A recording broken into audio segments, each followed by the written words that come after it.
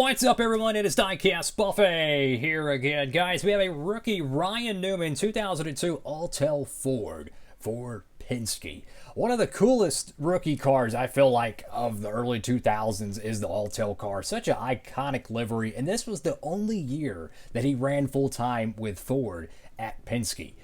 Fantastic looking diecast. We're taking a closer look at that and also the packaging. Love these Hot Wheels diecasts. Let's go ahead and check it out. And here we go. The diecast off of the rotating base and into the studio. So this is the Ryan Newman 2002 Alltel Ford. And if you remember, Penske switched from Ford from 2002, and once it began 2003, they started running the Intrepids. And Ryan Newman, he wouldn't run another Ford, I don't think, until 2019. Yeah, 2019. That was the next time he would turn a lap in a Ford, which is kind of interesting. So here's the package design. The front of it is wax coated. The rear panel of it, much like a lot of Hot Wheels cars, is just your standard cardboard there. Love this design. You have kind of like a flame pattern, which is a kind of a cool play on the Hot Wheels style. Love the logo here. Very sharp. Very different than a lot of Hot Wheels packagings. So you have the Ryan Newman sticker here. Obviously, it's pretty well yellowed, so unfortunately, paper deteriorates pretty quickly. You have your diecast here. You have this is part of the sticker line, which is basically their traditional line. You have Alltel there with the back panel of it, and you could read all this if you would like. But I mean, they had so many amazing things back then. Hot Wheels did. I remember they had the little test car packs that would have like a normal Jeff Burton car. Then they have like a test version of the Jeff Burton car. And they would even include a little stopwatch that actually worked with it, which was pretty darn cool. They had the haulers, which are freaking amazing. They had they made 124s as well. And then they also had the color change cards, where once you got the diecast really cold, it would change from their traditional paint scheme into a test car. So you almost had two variants of a diecast, which is really freaking cool. Anyways, I'm going to go ahead and carefully open up the diecast. I'll be right back. All right, folks, here we go. The diecast out of the package, and check out this Ford Taurus, man. What a blast from the past, man. Ryan Newman, 2002. It's nostalgic. I'm just going to keep it real with you. It's nostalgic. 2002 was an interesting year for Ryan Newman. He had that great run at Kansas in 2001. He ran the 02 car for Penske, part-time operation, and then he goes full-time in 2002. He gets his first career win at New Hampshire Motor Speedway. It was a rain-shortened race, but 2003, he would just go ballistic and win 7 Winston Cup races. The first year with Dodge. It was a remarkable year for Newman. But what's crazy is he wouldn't win another race, I think, till 2005 after 03. I could be tripping on that. But he had arguably one of the greatest seasons of a non-champion. The cat was just winning poles left and right. It was amazing. So I've kind of came to an interesting discovery with this diecast particularly. And I want you to notice the front valence of the car. And notice the color of the white on the nose of the car is drastically different than the side of the car. And I have a little bit of a theory with this.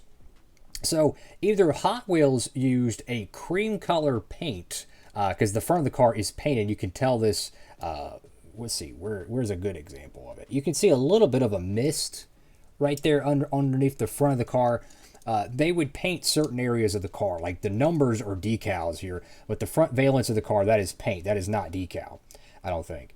Anyways, it's a drastically different color. So the theory I have is that they probably used a cream color of paint. Every other Ryan Newman car I've seen from 2002 has this exact mismatch of the door number color to the front nose color.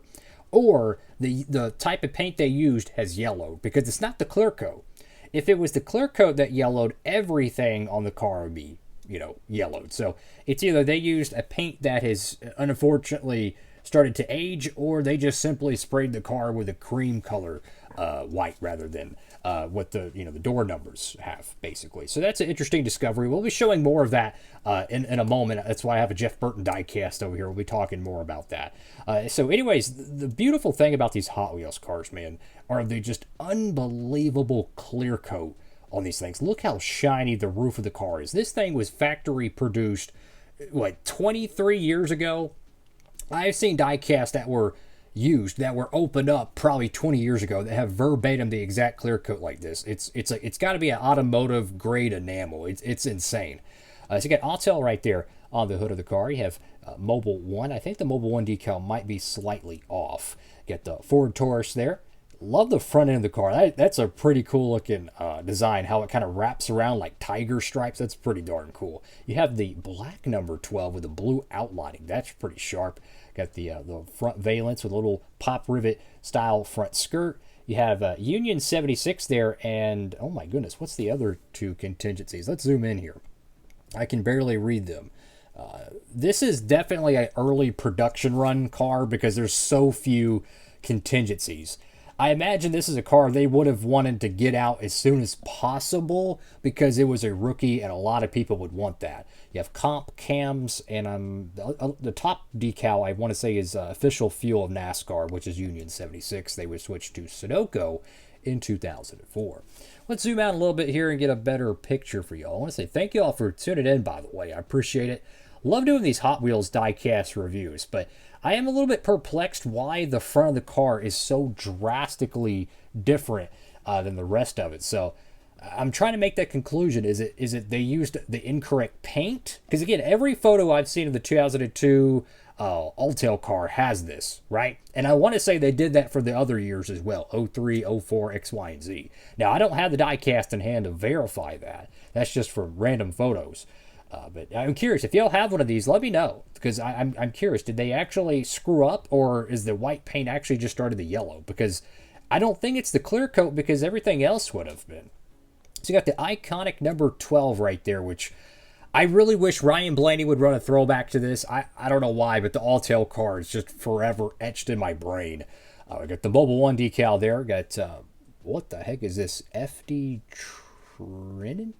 I have no idea what the heck that is, but I got I don't even know what that one is either. Anyways, you got Ryan Newman on the name rail, Ford, PPG, and Snap-on with Mazak. You have a very lean contingency panel here as well, which is usually a telltale sign of a either a promo diecast or an early release. This one's not a promo diecast, but the real Winston Cup car has a whole lot more contingencies, I believe. You got True Value, Edelbrock, Simpson, Clavite, Moog, and Gatorade. Go to the back bumper, the decal set you can see here has the rookie stripes. You got the Mobile 1, got the Alltel, got the number 12 on the right side. I like the black number 12. That's pretty cool. Beautiful bumper. Look how shiny that thing is. I mean, just think about it. This car was factory produced right at the end of 01 or early 2002. It's been sitting in that package for 23 years. It's overproduced, right? So they probably rushed it. There was probably 40,000 plus of these things made. And for the clear coat to have this level of quality, it's just remarkable. I mean, there's Elite 164s that don't even have clear coat that good. And some of them Elite 164s, people think, the diecasts of the early 2000s were cheap. They were not. Go look at some of the diecast magazines for them. Some of them Elite 164s could have been $25, $30 a pop. I'm just keeping it a buck.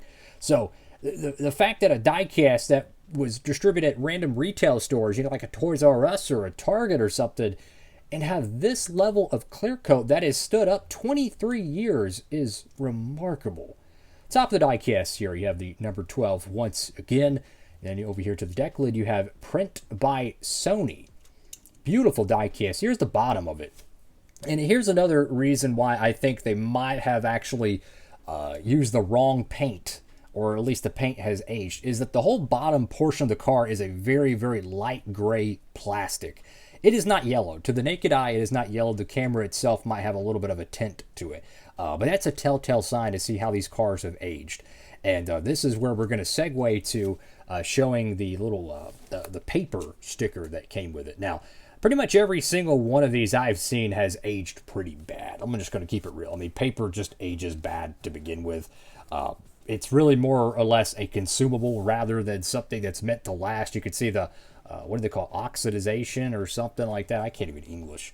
But yeah, the number 12, pretty yellow there. And that is the adhesive. There's a piece of tape that this is stuck to hold it in place as it's, stuck in the package for 23 years. It did its job, but it left its mark, literally. So that's interesting. But yeah, pretty much every Hot Wheels one I've seen, those little stickers have pretty much give up. So this is the thing I wanted to show, and I love this car, by the way. The 2002 Citgo Ford Taurus. Oh my goodness, man. Put it on a t-shirt. This thing's beautiful. This one has a little bit of everything. So it also has white paint at the top of the car, and it also has, I want to say, paint on the back bumper as well. Because the reason why you could tell is underneath the driver, or right above the driver window net, you'll see some white specks.